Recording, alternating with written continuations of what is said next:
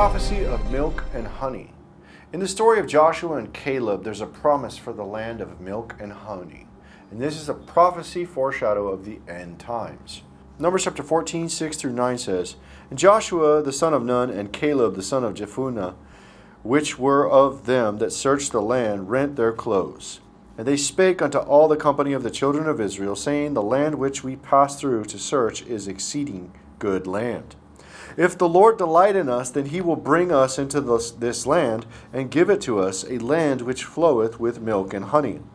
Only rebel not ye against the Lord, neither fear ye the people of the land, for they are bread for us. Their defense is departed from them, and the Lord is with us. Fear them not. This is too testifying of the prophecy of the land of the milk and honey.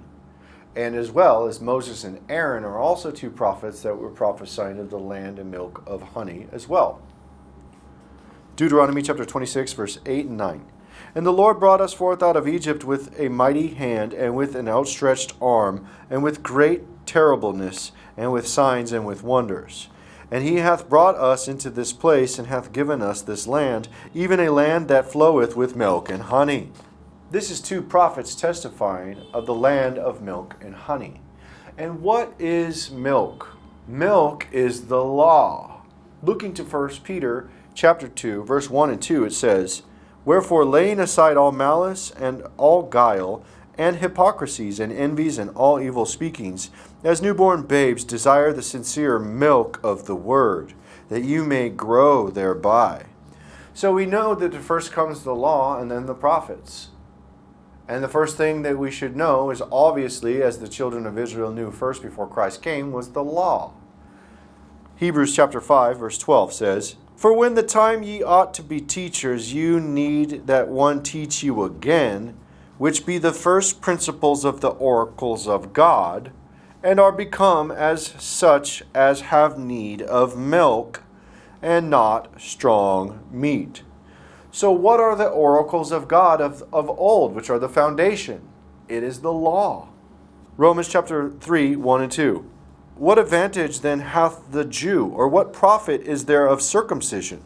Much every way, chiefly because that unto them were committed the oracles of God.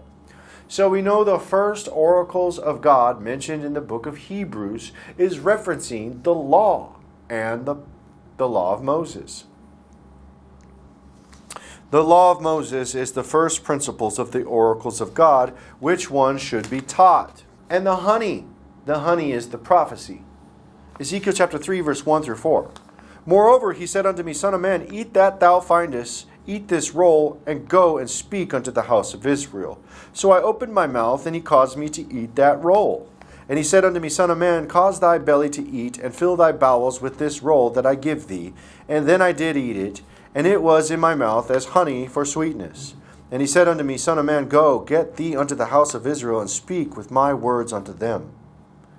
And again, the honey is the prophecy. Revelation chapter 10, verse 9 through 11. And I went unto the angel, and said unto him, Give me the little book. And he said unto me, Take it, and eat it up.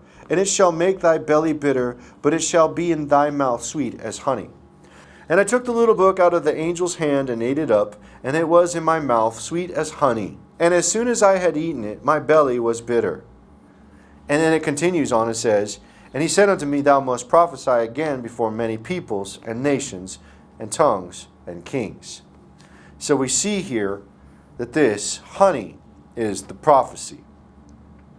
And the promise of the land to flow with milk and honey is given in the end times, because Jerusalem will flow with the law and the prophets, the milk and the honey. Numbers chapter 14, verse 8.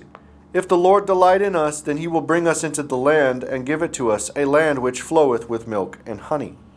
And the two that were talking about the promise of the land flowing with the milk and the honey, Joshua and Caleb, and Moses and Aaron, are two testimonies of two men talking about the promise of the land of the milk and honey in the end times. And the Bible talks about the spouse needing to have her mouth filled with milk and honey as well. Song of Solomon 4:11. Thy lips, O my spouse, drop as the honeycomb. Honey and milk are under thy tongue. and the smell of thy garments is as the smell of Lebanon. And the promise of the two prophets to prophesy in that land, the milk and the honey, is given. Revelation chapter 11, verse 3. And I will give power unto my two witnesses, and they shall prophesy 1,260 days clothed in sackcloth. And that law is that fire that proceedeth out of the mouth. Revelation chapter 11, verse 5. And if any man will hurt them, fire proceedeth out of their mouth, and devoureth their enemies. And if any man will hurt them, he must in this manner be killed. And we know that it's two prophets because the book of Revelation chapter 11, verse 10 tells us. Revelation chapter 11, verse 10. And they that dwell upon the earth shall rejoice over them and make merry, and shall send gifts one to another, because these two prophets tormented them that dwelt on the earth. So we see the prophetic foreshadows of Joshua and Caleb talking about the promise in the land of Israel, that the land will flow with milk and honey. And we see two testifying of Moses and Aaron that the land of Israel will flow with the land of milk and honey, as well as the end times. There will be two testifying in Jerusalem that is fulfilled, that the promise will be fulfilled, that the land will flow with the law and the prophets, the milk and the honey for 1,260 days. And this is the prophecy of the milk and the honey.